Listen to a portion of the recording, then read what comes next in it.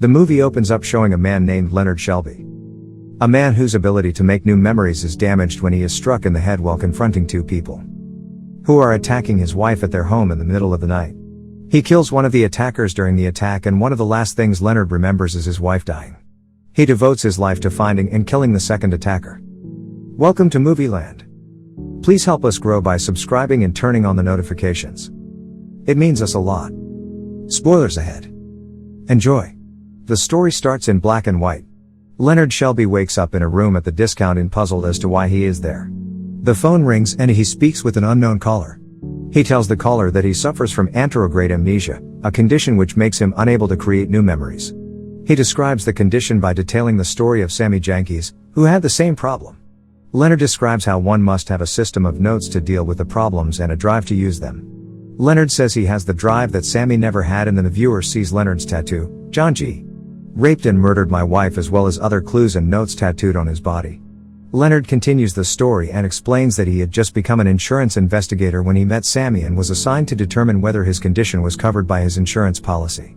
Sammy's condition was not like other cases of anterograde amnesia in that Sammy was unable to learn through conditioning. After additional testing, Leonard says he concluded that Sammy's condition was psychological, and the claim was denied because Sammy was not covered for mental illness.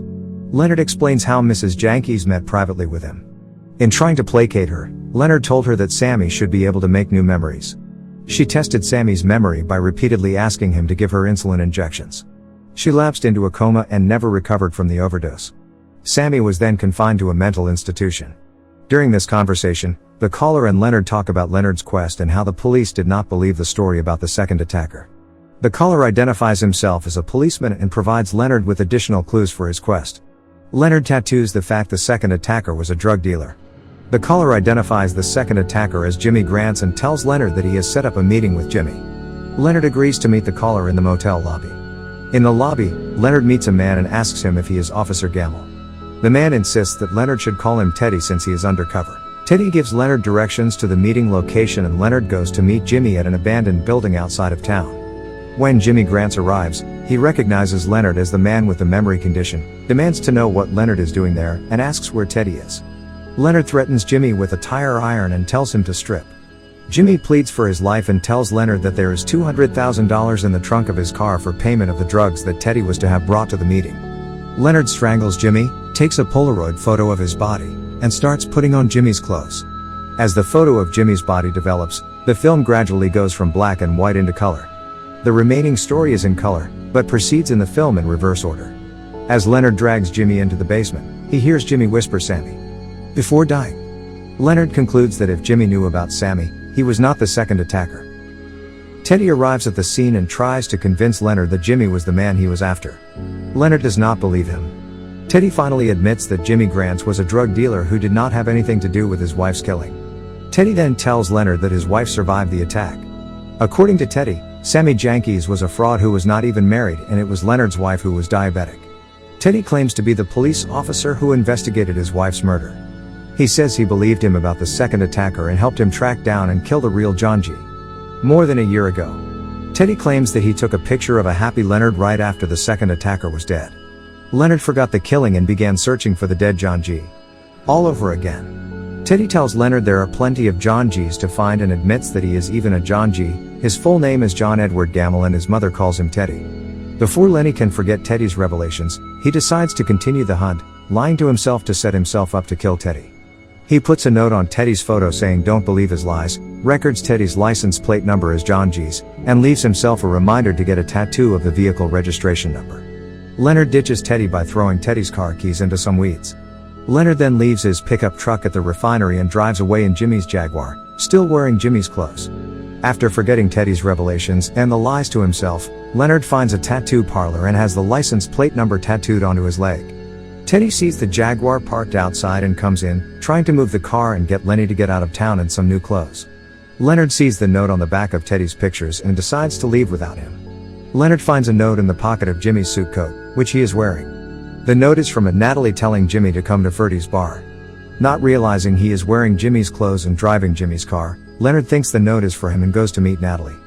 He tells her about his condition. Natalie believes his story after a test. Natalie takes Leonard to her home and tells him he can stay with her. Leonard recounts what he remembers of the attack. He says he awoke to sounds, got a gun, and found his wife being strangled.